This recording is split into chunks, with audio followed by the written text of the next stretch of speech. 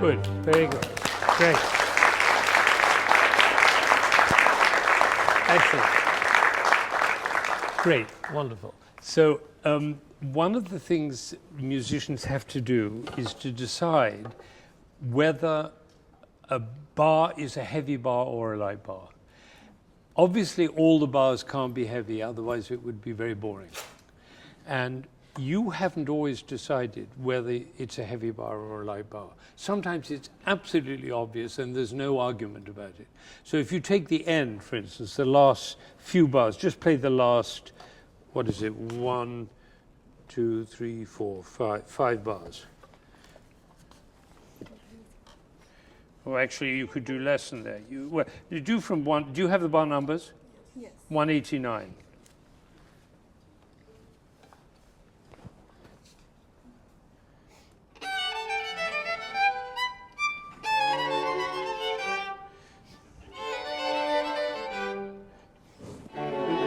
Okay, so it's obvious which one is the heavy one. The first one is heavy, second one is light, third one is heavy, fourth one is light, fifth one. Should do one more time. 1, 2, and chung doo dum, heavy light, light, right, and then it's a shock. Okay, so there's no doubt there. It's not as if there's an argument. However, there are certain things that get in the way of the heavy light, and one of them is if there's a sequence. If there's a sequence, it takes precedence over heavy and light. So there are lots of examples. Da-yadam, da-yadam, da-yadam. That when you do that, just do that passage when the first time it comes. 55. Right, exactly. That's the second theme. So you can do it with the upbeat if you like, but you don't need to. 1, 2, 3, 1. Dum, bum, bum. Dum, bum, bum. You see how silly it would be if you did heavy, light, heavy there. Just do that, where you do heavy on the first bar, light on the second, and heavy again on the third. 1, 2, and G. You know, you can't even do it because it's so silly, isn't it? Every musician realizes that, no, this doesn't apply here. But it's very important to know what you're doing. So when there's a sequence, give up any suggestion that you're playing heavy and light. So now do it where you do it as it must be, with impulse on each one, a real sense of the sequence. 1, 2, 3, bim, chi, bim, bim, chi, obviously. All right, it's very clear. No big argument about that. But there are several bars where there's a little confusion, where you're not quite sure. So let's see. What about the beginning? Do the beginning.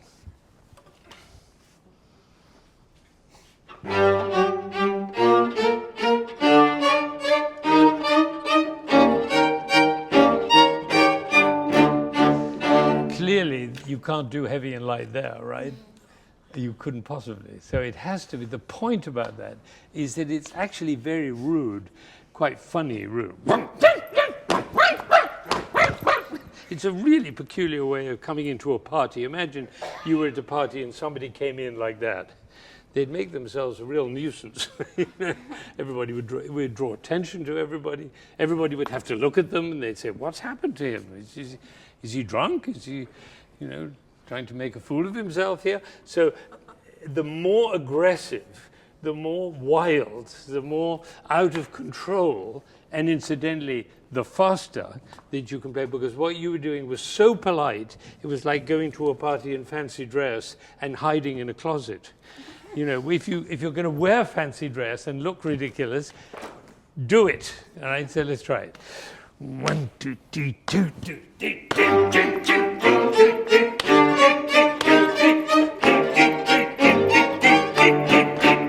And it's such a shock that he takes 2 bars to recover.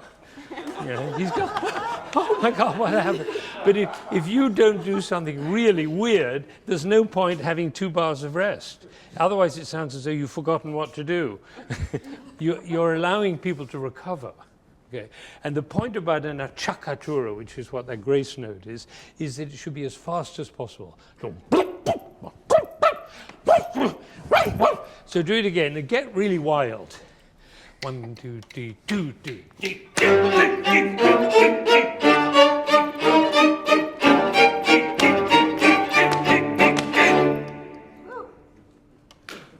Get a little applause. Exactly.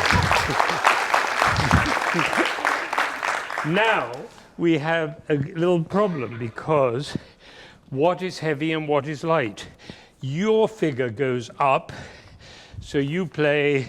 Is it wum bum bum pi or wum bum bum pi? Have you thought about that? Which is it? I was thinking of coming away, but... Yeah.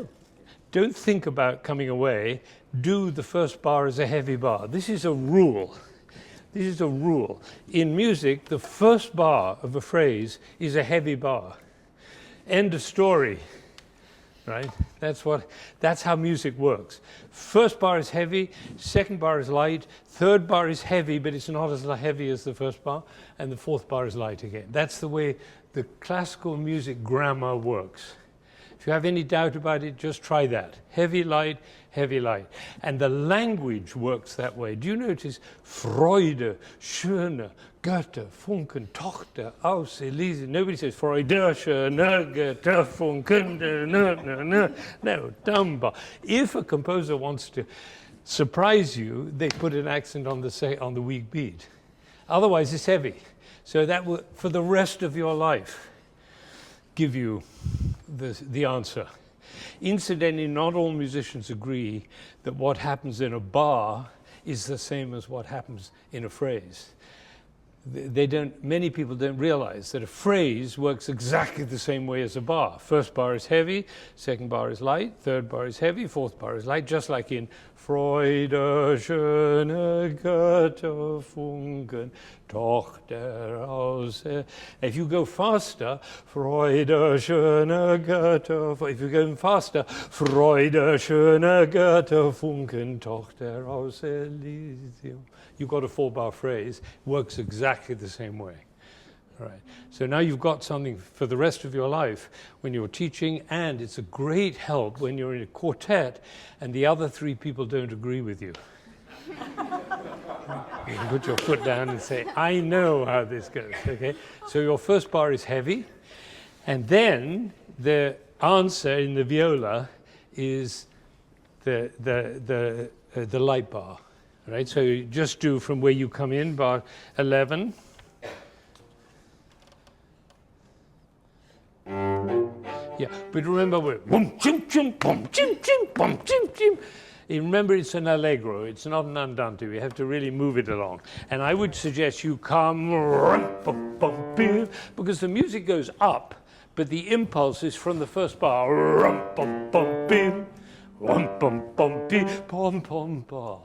1, 2, 3, 4, 5, 6. Now you've got a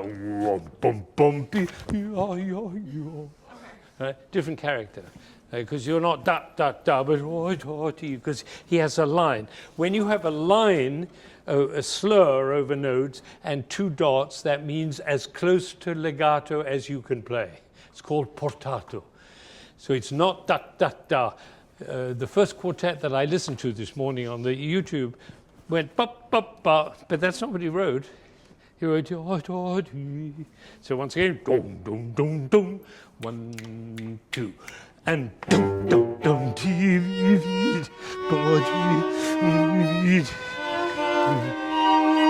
All right. Now we've got a series of sequences. So no heavy and light. You do heavy, light.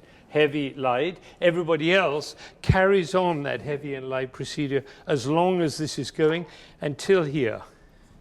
All right, so good. 11 once again. And 2, and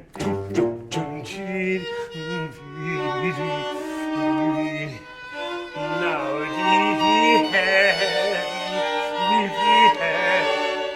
good. So it's heavy light, up heavy light. Got it? And if you all agree about that, and gradually as you get more and more experience with the language of music, you'll get it in your bloodstream so you don't even have to think about it. It'll happen when you sight read. At the moment, you haven't got it sorted out yet enough, all right? But you're doing great. One more time. 1, 4, 4. Why do I say 4, 5, 6 instead of 1, 2, 3? Because we're in 3. Because? Because we're in 3. No, both of them, 4, 5, 6, and 1, 2, 3 are both in 3. Why do I say 4, 5, 6? For the 2-bar phrase. Exactly, it's the 2-bar phrase. Always think in 2-bar phrases. Never think in one. There is no such thing as a 1-bar phrase. It has to be 2 bars, or 4 bars, or 6 bars, or 8 bars. It has to be a larger unit. So 3, 4.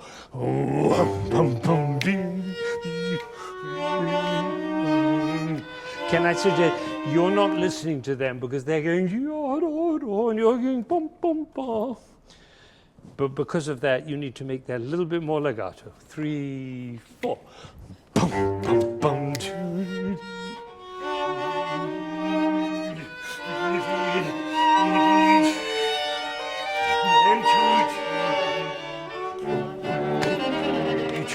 Good. Now, unfortunately, what we found is a little faster tempo than you do it. So this is faster than you're quite comfortable playing the triplets yet. The answer to that is practice. Okay, that's why we practice. We practice in order to enable ourselves to be ready to play the music that we choose to play. And it needs to be a little faster. This is very virtuosic, this piece. But I won't allow you to play less fast, because the music won't come alive. Now the music is alive. Now, if you could actually pretend you were having a good time while you were playing and not look quite so shell-shocked, it would be great because the music would come alive. Can we try one once more? I give you 3, 4. Notice I'm now doing 3, 4, which makes no sense because the piece is in 3, except if you're thinking in 4-bar phrases. 3, 4. Yeah, be careful you don't hold back the impulse. Please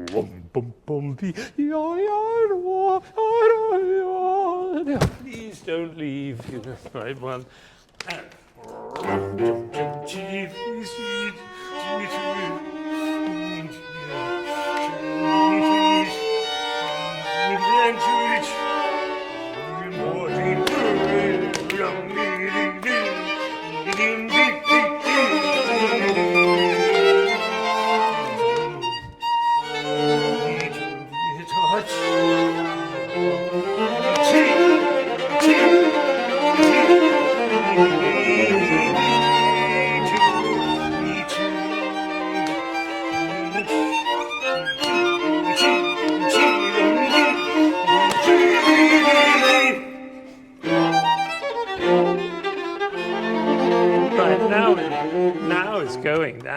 Now we're alive, the pieces come alive.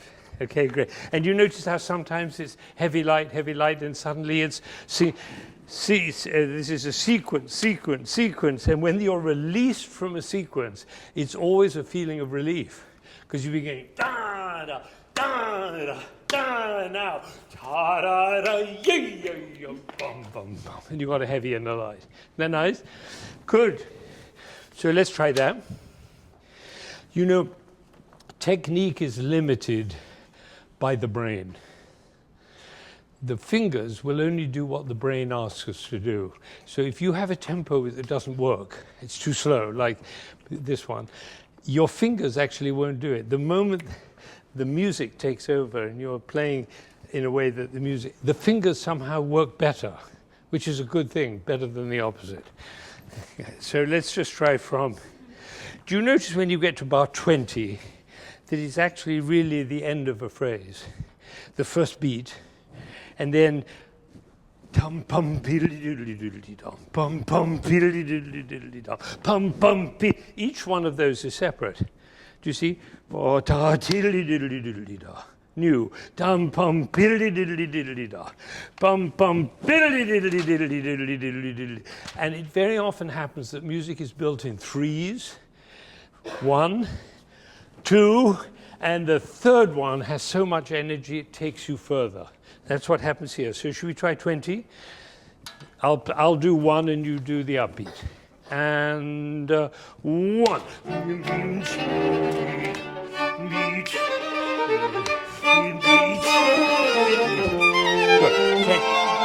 Can you really do that? So you take the audience through that. You say dum bum piddly diddly diddly da, bum bum piddly diddly diddly da, pum pum. Woohoo! Here we go. All right, 1 and 1. Now more. 2, 3, 4,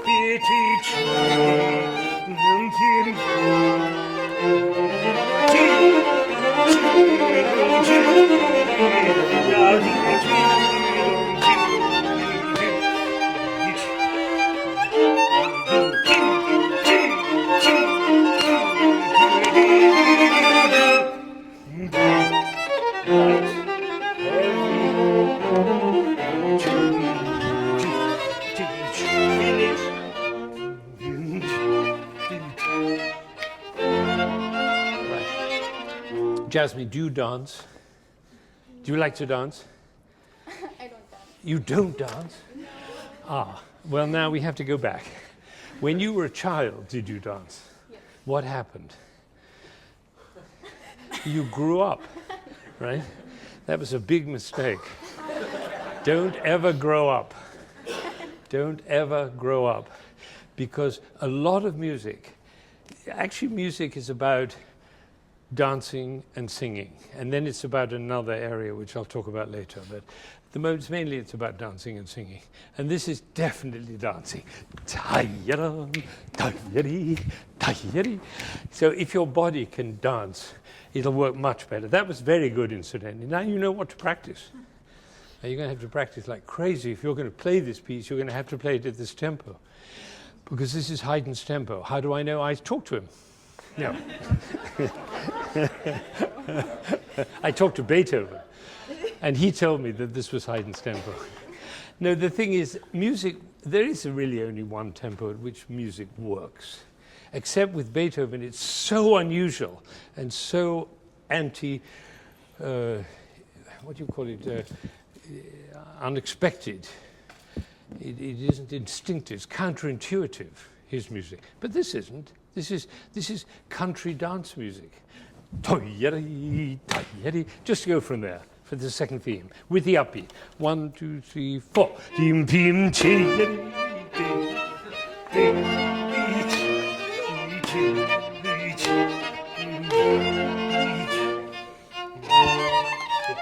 Did you notice he writes dolce there? That's just for you. Just for the second violin. Doesn't bother with the first violin, they're not important. But the second. And I would suggest you slightly delay that 16th note. It's obviously country music. It's not professorial. It's dance music. So be a little free with it. Once again, doesn't that feel nice? 1, 2, 3, 4, 5, 6. 1.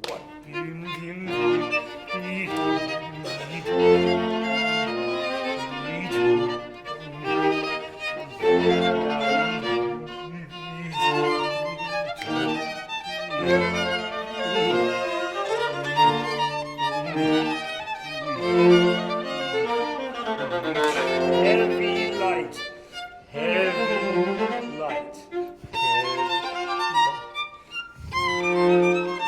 That's the whole exposition. Basically, one theme followed by a second theme, and that's the exposition, and then you go back and repeat it. But we're not going to do that. But that's the idea, right? And that's a beautiful tempo. It's 1 in a bar, not 3 in a bar. Okay, that was very beautiful. How are we doing? We're doing fine. A few more minutes. Now the next bar is very shocking. Can you do the next bar? That's bar 79. Yeah, that wasn't shocking. Like that. So you see, everything in this is aristocratic world. You know how they were dressed? Can you imagine, with the wig and the buckles on their shoe and elegant? And look, I'm in first position. I don't know how I got into first position.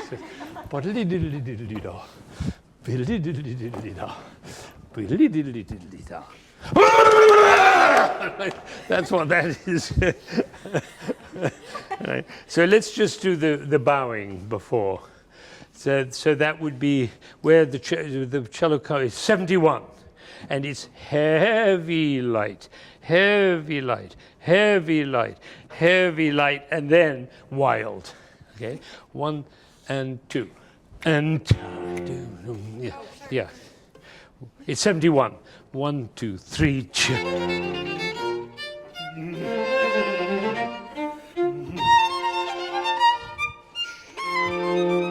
It seems to disappear, doesn't it? It seems to diminish. He didn't write that, but it gets higher and higher and quieter and quieter. Should we try it again once again? And each time give a nice energy to the first downbeat and then the release on the upbeat. 1, 2. Yeah, these two could be a little bit more elegant. A little dress, a little elegance in your dress. Once again, 4, 5, 6. Yes.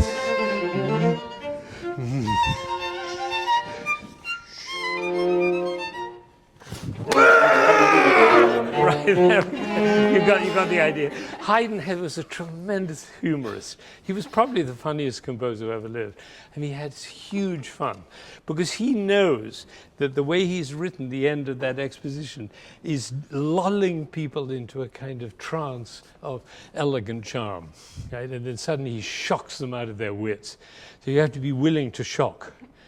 Should we do one more time? And I don't care how ugly it is, okay? I don't think Haydn cared that much. If there are some composers who don't actually care if your sound is ugly. They care that the idea and the character and the mood and the drama is there. And Haydn is one of those. The surprise. So should we try the same place again? And I love the way you did. 1, 2.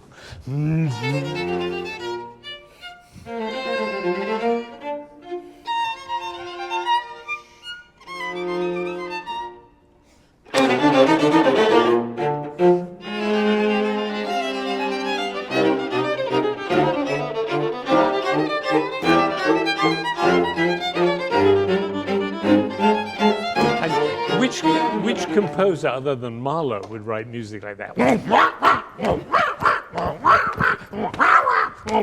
He just goes on and on, being crazy. Right? So be crazy. But that was good. I would say that was about 42% of your capacity, right? Of that fortissimo. So should we try that? And when the cellos and the viola, you have to be as much as the whole quartet was at the beginning of the piece. Right. So should we do the second half? And we probably have to stop in a minute, but we're getting the idea here. Everything in extreme character. I'll give you 2 bars. 1, 2, and...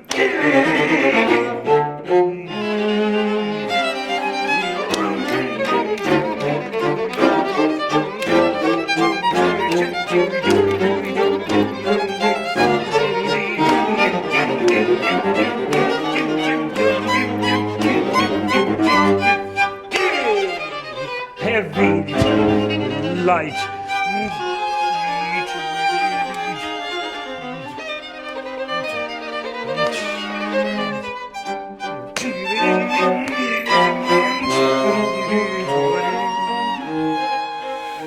Finish. Now to the, then to the.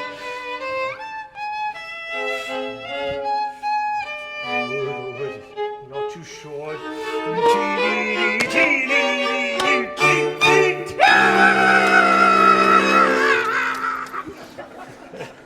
That's really weird. That's the idea.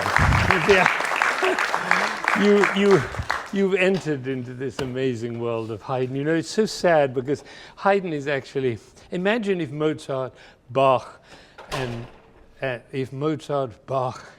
and Beethoven hadn't lived. Haydn would be the greatest composer that we know. But he's off to the side because he's so overshadowed by Mozart. But Mozart would never do any of the things that Haydn was doing this morning. Haydn was a terrific character. And you had to bring that out. And we've got a great tempo now. Everything's working. And you've got a lot of work to do, but I'm really glad you brought it out, you know, because so often we hear pieces when they're ready to be performed and they're polished and everything, all the work's been done. This is actually more interesting because this is work in progress. And you've got a lot to work on. I wish we had more time, but it's the kind of thing you could spend 4 hours on this movement and never get bored for a moment. And I recommend you do that. The thing about a quartet is it's the perfect unit for human communication. It has everything. It's better than a marriage, you know, because there are 4 people, so it's all spread out. It's the perfect thing. It has the bass, the top, the middle. It has everything. I mean, there's a reason why all the great composers wrote for string quartet, every single one of them. It's like the symphony and the quartet. And Beethoven wrote 18, and he wrote 80, and, you know, 82 of them. And this is beautiful. And I wish we could do, you know, the last movement is the Huntsman. That's what got the name. Have you done the last movement yet? When you do, play it like a horse riding. That's what it is, the imitation of horse riding. It's a great piece of music. I listened to several quartets this morning because I mean, I've heard the piece, but I hadn't really sort of thought about it. And I came across a performance by a quartet called Takash, T-A-K-A-S-H,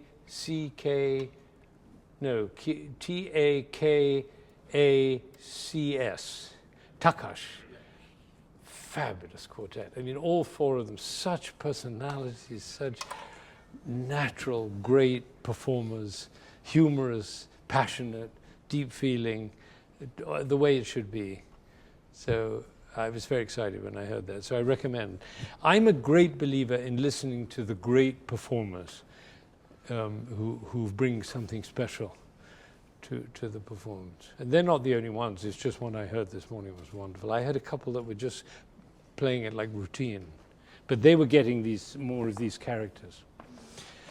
So do you feel encouraged now to look more deeply? Great, terrific, well done, very good. Thank you. Beautiful. Great, thank you for coming. Wonderful.